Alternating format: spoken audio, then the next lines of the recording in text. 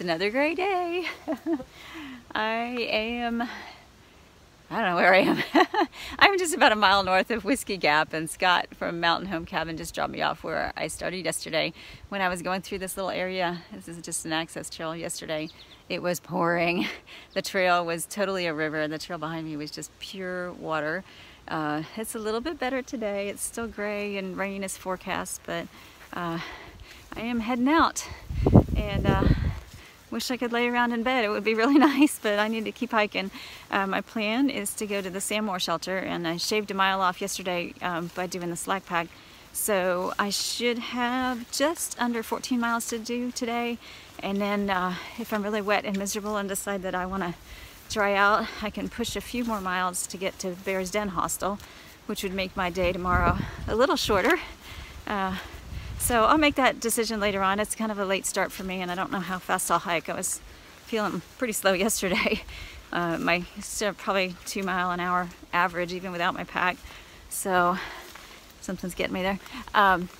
So anyway, I'll just have to see how the day goes once I get on the trail, and I will be starting the roller coaster, which is not the easiest section of trail. Lots of ups and downs, but I'm gonna just take it as it comes, and hopefully it will be a good day. And there is my first white blaze of the day. I'm heading into the woods. I was just telling myself I need to start hiking faster, but then I realized I keep stopping to take video, and that does slow me down. I am now in the Sky Meadows State Park. I came out of the Thompson Wildlife Management area, and there's all kinds of sign here as far as where I need to go, but I'm on the AT, so I am heading that way. I'll have to bypass some time on that lovely little bench there, but it looks like a good place for a break if one is in order. And off I go.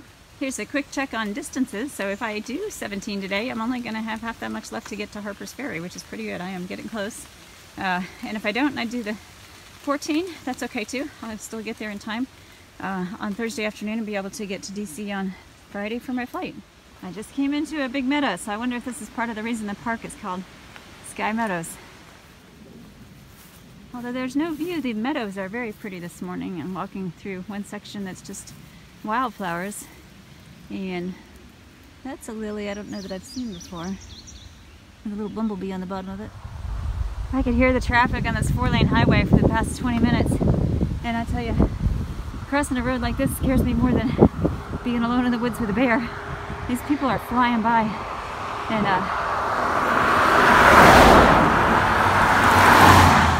I'm just thankful that when it was time to cross,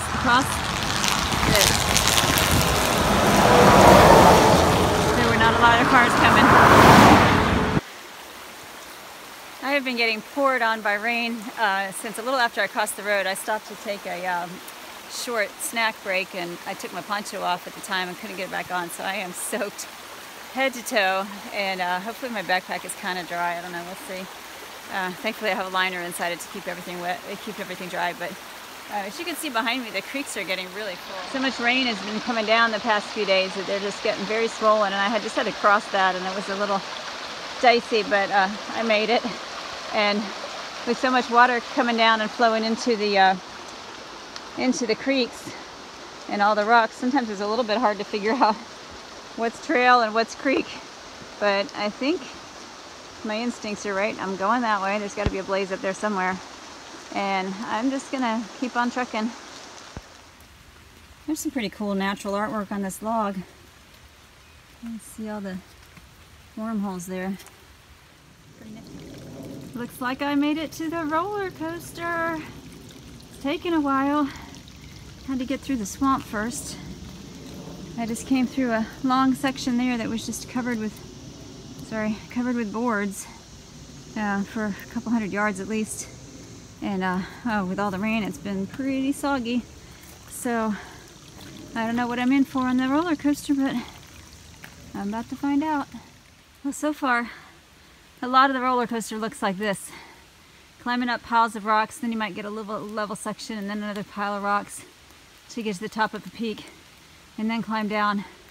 And with all the rain, part of it has actually been walking through trail rivers as well. And I think part of the reason it's wearing me out is because I'm tired of being soaking wet. But I'm also very thankful that it's not super hot and muggy, because that would be even worse. This will be my third climb in the roller coaster, heading up here, and according to gut hooks, once I get to the top it kind of bumps along a little bit before it goes back down.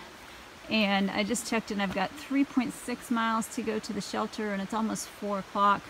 I'm guessing that's probably going to take me almost 2 hours, so at this point I'm leaning towards staying at the shelter, but I really would like to get to the hostel, so I'll just have to see how I do over the next couple of hours.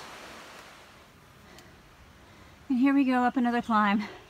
I keep losing the blazes. That one's pretty faded. I believe there's one on the tree behind it. But it's slowing me down a little bit because with all the rocks and creeks and everything, it can get pretty confusing. The steep, kind of complicated sections are interspersed with some other stretches of nice, smooth trail. And it's kind of interesting.